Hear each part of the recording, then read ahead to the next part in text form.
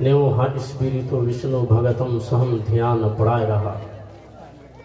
एकदा भगवान विष्णु अस्तसपि तु समागतः वश न्यू हा शरण सुविदम परलय सप्तमे हनि भविता तवम जन्म सारधम नाव मारो यशोत्तरम जीवनम कुरु भक्तंद्र सर्वश्रेष्ठ। If any religion has the chance of ruling over England, I think next 100 years after only be Islam. आप लोग अगर हमसे दुश्मनी नहीं रखते हैं और कोई झगड़ा उगड़ा नहीं हुआ है तो एक हाथ उठा करके बोल दीजिए सुभान अल्लाह। माशाअल्लाह, क्यों ना हो। आप अभी अभी इलेक्शन में किसी को जीता करके आए हैं। जब ये आपका हाथ उठता है जमाने में एक इनकलाब पैदा हो जाता है। आज अगर नकीब अहले सुन्नत ज़ियाउल क़ादरी ने कहा बोलिए सुभान अल्लाह, नकीब ताजदार हजरत ताजुद्दीन वारसी ने कहा कि बोलिए सुभान अल्लाह, तो आप इनकी बोली पर सुभान अल्लाह बोल रहे हैं तो ये आपकी खुशनसीबी है कि आप नबी के नाम पर सुभान अल्लाह बोलते हैं। वरना यार अगर कोई इलेक्शन में खड़ा होता है, कोई मुखिया का दोस्त अगर बनता है, मुखिया का राइट हैंड बनता है तो मुखिया के नाम पर अपने हाथ को उठाता है। कोई मुखिया की मोहब्बत में अगर सरशार होता है उसका अंदाज बदल जाता है। कोई जिला परिषद से मोहब्बत करता है उसकी मोहब्बत में उसका अंदाज बदल जाता है। कोई सरपंच से मोहब्बत करता है उसकी मोहब्बत में उसका अंदाज बदल जाता है। कोई किसी सीएम से मोहब्बत करता है उसकी मोहब्बत में उसका अंदाज बदल जाता है। कोई किसी का प्रधान जीतता है तो अपने प्रधान के आगे वो ऐसे बन जाते हैं कि प्रधान कोई और नहीं बल्कि ये साहब जीते हैं। उनके अंदर हरकत पैदा हो जाती है। हमें यार कोई सीएम से मोहब्बत करे तो उसका अंदाज बदल जाता है, कोई पीएम से मोहब्बत करे तो उसका अंदाज बदल जाता है। लेकिन आज इस महफिले पाक में, इस जलसे में आप तशरीफ फरमा है तो आप एक पैगाम दे कि ये दुनियादार की मोहब्बत में नहीं बल्कि मदीने के ताजदार की मोहब्बत में है। दुनियादार के नाम पर हाथ को उठाते रहे तो कुछ नहीं मिलेगा। अगर अहमद मुख्तार के नाम पर हाथ को उठाते हैं तो जन्नत की बहारें और जन्नत का परवाना मिल। नबी की मोहब्बत में उठाए, मुखिया के मोहब्बत में उठाने वाला का अंदाज ऐसा है, मदीने के ताजदार से मोहब्बत करने वालों का अंदाज कैसा होना चाहिए।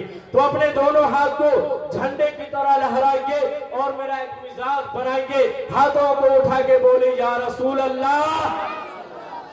मौला जिसने तेरी मोहब्बत में हाथ को उठाया उसे ज़ियारत हरमैन शरीफैन नसीब अता फरमा दे। लेकिन जिसने नहीं उठाया, जो अपनी बीवी की मोहब्बत में आया होगा वो नहीं उठाएगा। बाज हजरात आ जाते हैं, कहते क्या कर मैडम हमारी कह निकली थी कि ज्यादा चिल्लाइएगा नहीं वरना आवाज बैठा लीजिएगा। जो मोहब्बत बीवी से करके वादा आए हो कि मैं सुभान अल्लाह नहीं बोलूंगा वो खामोश रहे। लेकिन जिसने नबी की मोहब्बत में कुछ लेने के लिए आया है तो अपने हाथों को फिजाओं में बुलंद करे और ये सबूत दे कि इस महफिले पाक में गौसो ख्वाजा का दीवाना बैठा है। मैं आगे बढ़ूं। एक डॉक्टर वेद प्रकाश उपाध्याय है, रिसर्च कर रहा है, लिख रहा जमाने में मुमताज कौन है, जमाने में उम्दा कौन है, इस जमाने में सबसे आला कौन है। रिसर्च करता हुआ आगे बढ़ा है तो संस्कृत की किताब पे नजर पड़ी है। लिखता है लिंगच्छदी शिखन शमशोरधारी साधुषक उच्चालापि सर्वभची भविष्यति जनोमम विना कोलच पश्वष्टिशा भचिया मदामम मुस्ले नैव संस्कार कुशरी भविष्यति तस्मान मुसलवंतो ही जातियो धर्म दुष्का इति पैशाच धर्मस्य भविष्यति माया किरीतः। मुसलमानों नबी की अजमत पर कुर्बान जाओ। ये कोई मुफ्ती नहीं है, ये कोई मुजद्दिद नहीं है, ये कोई आलिम नहीं है बल्कि गैर कौम का एक मुबल्लिग कहता है कि जब मेरी नजर ऋग्वेद के श्लोक नंबर 1500 पे पड़ी मैंने देखा अहमदी पीतुष पड़ी मिधा मृत जग्र अहम सूर्य इवाजनी धरती पे एक ऐसा बालक जन्म लेने वाला है, धरती पर एक ऐसा बालक वो अवतरित होने वाला है जो रहेगा जमीन पर और इशारा आसमान पे करेगा तो चंद्रमा जो 14वीं का चांद होगा उसके हाथों के इशारे से गर्दिश करना शुरू कर देगा। कुर्बान जाओ हम उस नबी की मोहब्बत में है कि जिस नबी के बारे में तारीफ करने वाला आगे बयान करता है, लोगों ने कहा वो डॉक्टर वेद प्रकाश उपाध्याय इतने यकीन के साथ कैसे कह सकते हो कि ये कल की अवतार जो आने वाला ये मोहम्मद रसूलुल्लाह है, यही आखिरी नबी है। तो उन्होंने बताया उसकी सिफत बयान करता है लिंगच्छेदी शिखन शमशुरधारी, जब वो पैदा होगा तो वो खतना शुदा पैदा होगा, शमशुरधारी और चेहरे पे नूर रखने वाला होगा। साइलेंट ना हुए हैं तो बोल दीजिए सुभान अल्लाह, पता चले कि आप सुन रहे सूंघ नहीं रहे हैं। लिंगच्छेदी शिखन शमशुरधारी, वो जब पैदा होगा तो खतना शुदा पैदा होगा, शमशुरधारी चेहरे पे नूर रखने वाला होगा, उच्चाला भी सर्वभाची भविष्यति जनोमम, अरे ऊंचो स्वर में बुलंद आवाज से वो आलाप करने वाला होगा, ईश्वर की भक्ति करने वाला होगा, ईश्वर की इबादत करने वाला होगा। तो आके उसके स्वर में क्या कहा जाता है तो लिखने वाला और उदाहरण बयान करता है। नेपाल का रहने वाला पंडित कहता है हुजूर मैंने हर एक किताब को हर एक वर्ग में मैंने रिसर्च करे जो आखिरी नबी कौन हो मलाई था छैन त्यसको बारेमा म स्पष्टीकरण चाहन्छु। मैले भन्ने ओ पंडित जरा सुन लो, उच्चाला भी सर्वभक्षी भविष्यति जनोमम, ऊंचे स्वर में आलाप देने वाला का होगा। और इतना ही नहीं, जमीन पर 24 घंटा कोई ऐसी साथ नहीं गुजरेगी जिस घड़ी में फिजाओं में नाम मुस्तफा न गूंज रहा हो। है कि जब मैंने रिसर्च किया है तो सबसे पहले अजान इंडोनेशिया की सरजमी पे होती है। अभी मुअज्जिन ने अजान को कंप्लीट नहीं किया था कि मलेशिया की सरजमी पर मुअज्जिन फजर की अजान पुकारते हैं। अभी मलेशिया की सरजमी पर मुअज्जिन फिजाओं में नामे मोहम्मद को बुलंद कर रहा होता है कि सुमात्रा की सरजमी पर मुअज्जिन खड़े होकर फजर की अजान पुकारते हैं। सुमात्रा की सरजमी के बाद ये आगे चल करके श्रीलंका के मुअज्जिन फजर की अजान पुकारते हैं। अभी श्रीलंका की अजान कंप्लीट नहीं हुई थी कि बांग्लादेश की सरजमी पर फिजाओं में अल्लाह अकबर की सदाएं मुअज्जिन बुलंद करते हैं, मोहम्मद रसूलुल्लाह के अल्फाज। अभी ये बांग्लादेश में खत्म नहीं हुए थे कि हिंदुस्तान की सरजमी पर मुअज्जिन फजर की अजान पुकारते हैं। हिंदुस्तान के बाद अब पाकिस्तान, पाकिस्तान के बाद अफगानिस्तान, अफगानिस्तान के बाद दुबई, दुबई के बाद इराक, इराक के बाद सऊदी अरबिया, सऊदी अरबिया के बाद मस्कत, मस्कत के बाद ओमान, ओमान के बाद ईरान, ईरान के बाद समाट्रा, फिर तुर्की की सरजमी पर, यहाँ तक के अमेरिका की सरजमी पर मुअज्जिन जब पहुंचते हैं फजर की अजान पुकारते हैं। इंडोनेशिया से लेकर अमेरिका तक पहुंचते पहुंचते ये 9 घंटे का वक्त लगता है।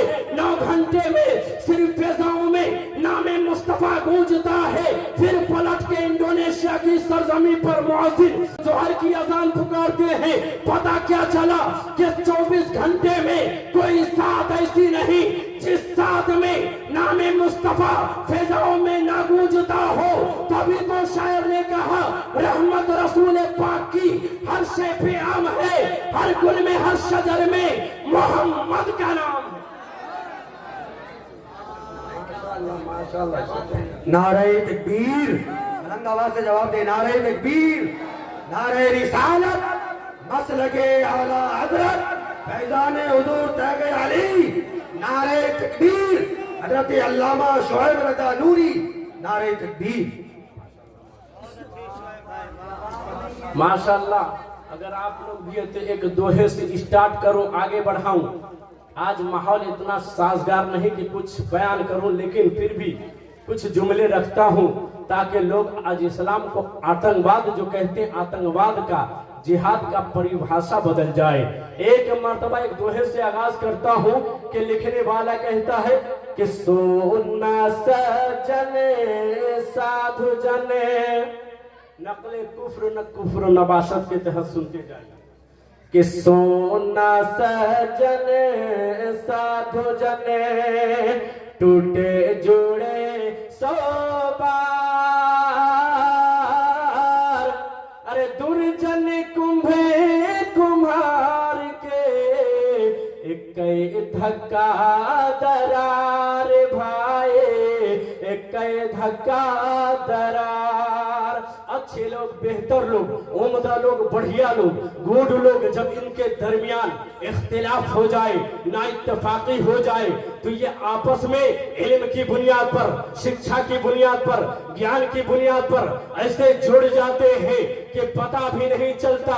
दुर्जन व्यक्ति, उसके उल्टे, उसके बरअक्स कुछ लोग ऐसे हैं जब आपस में मिलते हैं या दरार पैदा होता है, जुटता नहीं। वैसे जैसे कुम्हार का अगर घड़ा टूट जाए, जोड़ने की कोशिश करे लेकिन दरार रह जाता है, वैसे ही अगर जानने वाला नहीं है, अज्ञानी मनुष्य है, उनके दरमियान अगर इख्तिलाफ हो जाए तो वो भी कभी जुड़ नहीं पाते। लेकिन ये उलमा, अगर शिक्षा रहने वाले व्यक्ति, अगर वो इल्म हदीस को जानता है, इल्म कुरान को जानता है, जो सही पंडित वेद को जानता है, जो रामायण को जानता है, उस जमाने में इस्लाम को कभी टारगेट नहीं कर सकता, बल्कि जमाने में भाईचारगी का दर्श देगा। आज लोग जिहाद को गलत तरीके से पेश करते हैं। आइए मैं राम की बारगाह में ले चलूं, उसके एतबार से, उसके तरीके से हनुमान को बुलाया। ओ हनुमान, मैं एक शिक्षा दे रहा हूं, सीता को वापस लेकर के आओ। ये दो किताबों में मौजूद है, वाल्मीकि, दूसरी किताब रामचरितमानस, इसके अंदर मौजूद है। हनुमान को राम ने बुलाया, का हनुमान सीता को वापस लाओ। का हुजूर, मैं आपका दास हूँ, मैं आपका भगत हूँ, मैं आपका चाहने वाला हूँ, लेकिन तने तनहा इतनी शक्ति नहीं है, इतनी ताकत नहीं है कि लंका को सर्वनाश कर सकूं। तो मुसलमानों कुर्बान जाओ, क्या पैगाम दिया है? उसने कहा मैं टेक्निक बताता हूँ, एक तरीका बताता हूँ जिसकी बुनियाद पर तमाम लंका को सर्वनाश करके वापस आ जाओगे। आखिर वो तरीका क्या था? तो कुर्बान जाएंगे, मैंने पढ़ा था अहमद पितुष बड़ी मिधाम रीतत शगरब अहम सूर्य इबाजनी के अहमद नामी एक बालक जमीन पर आएगा, यानी कि पता चला मुस्तफा का दूसरा नाम अहमद है। ये बताने का तरीका बता रहा है। प्रथम तारक पायवा, द्वितीय दंड मुचायते, तृतीयम कुंडलाकारम, चतुर्थ अंधरे चंद्रक, पंच बिंदु संयुक्त, ओम मिथ्या ज्योति रूपक। ओ हनुमान, पहले नंबर पर खड़े हो जाओ, द्वितीय दंड मुचायते और दूसरे नंबर पर बैठो उठो, तृतीयम कुंडलाकारम, तीसरे नंबर पर कुंडली मारकर बैठ जाओ, चतुर्थ अंधरे चंद्रक और चौथे नंबर पर ऐसे हो जाओ जैसे आकाश में चौदहवीं का चांद होता है, पंच बिंदु संयुक्त, ओम मिथ्या ज्योति रूपक। और चौथे नंबर पर, पांचवें नंबर पर अपने आसन को जमा दो उस ईश्वर की बारगाह में जिसने कायनात को पैदा किया है। तो मैंने पलट के सवाल किया, और राम आप शिक्षा दे सकते हैं कि मेरी भक्ति करो, ये आखिर कौन है जिसकी भक्ति का तरीका बताते हैं? तो राम ने जमाने को एक पैगाम दिया, ओ लोगों, मैं ये कायनात का पैदा करने वाला नहीं, बल्कि कायनात का पैदा करने वाला वो है एकम ब्रह्मम द्वितीयम नास्तं नीना नास्ते किंचन। अरे एक ही ब्रह्मा है, कोई दूसरा नहीं है, तीसरा नहीं है, बल्कि कायनात का पैदा करने वाला एक है। तो कुरान ने भी यही दर्श दिया, कुल हुवल्लाहु अहद, ए महबूब फरमा दो वो अल्लाह एक है। उसने पैगाम दिया। अब हनुमान गए, सीता को वापस लाया। ज्यादा वक्त नहीं, मुख्तसर में बयान करूं। जब वापस लाया है तो तमाम श्रीलंका लौटने के बाद तमाम लंका को सर्वनाश करके वापस पहुंचा है। इसके पास इतनी ताकत कहां से आ गई? आखिर लड़ाई का हुक्म राम ने क्यों दिया? तो लोगों अब बताता हूं, जो इस्लाम को टारगेट कर रहे हैं, जो इस्लाम को आतंकवाद कहते हैं, जो इस्लाम के अंदर, कुरान के अंदर जो जिहाद है, लफ्ज़ जिहाद को गलत तरीके से पेश करते हैं। उन लोगों को राम ने पैगाम दिया है कि जब तुम्हारी बेटियों के ऊपर, जब तुम्हारी बीवी के ऊपर, तुम्हारे घर के ऊपर अगर कोई हमला की कोशिश करे, अगर कोई नाहक में तुझे सताने की कोशिश करे, तो आत्मा रक्षा के लिए हथियार उठाना ये टेररिज्म नहीं है, बल्कि अपनी फैमिली की सुरक्षा करने के लिए हाथ को उठाना यही बेटा सबूत कहलाता है। तो मैंने पलट के किया कह दिया, वो इस्लाम को टारगेट करने वाले इस्लाम ने भी तो यही पैगाम दिया है कि ना किसी के ऊपर जुल्म ना करो, और अगर किसी ने किसी के ऊपर जुल्म किया है तो उस जालिम के खिलाफ आवाज उठाओ। यही आवाज उठाने का नाम इस्लाम में जिहाद है, गलत लफ्ज नहीं है। फिर एक अंग्रेज ने भी रिसर्च किया, मैंने पाया रिसर्च करते हुए, अकॉर्डिंग टू कल्कि पुराण, द नेम ऑफ कल्कि avatar will be Sarvanama, the meaning of Panama is prized one and Sarva means the most prized one and Muhammad सल्लल्लाहु अलैहि वसल्लम has the same meaning. If we translate Sanskrit word Sarvanama into Arabic language it will be Muhammad. हाथ उठा करके और अंतिम में ये सबूत दे कि इस जलसे पाक में बैठने वाला कोई अशरफ अली थानवी वाला नहीं, बल्कि बरेली के अहमद रजा वाला बैठा है। दोनों हाथों को लहरा के बोले सुभान अल्लाह, एक बार लहरा के बोले या रसूल अल्लाह।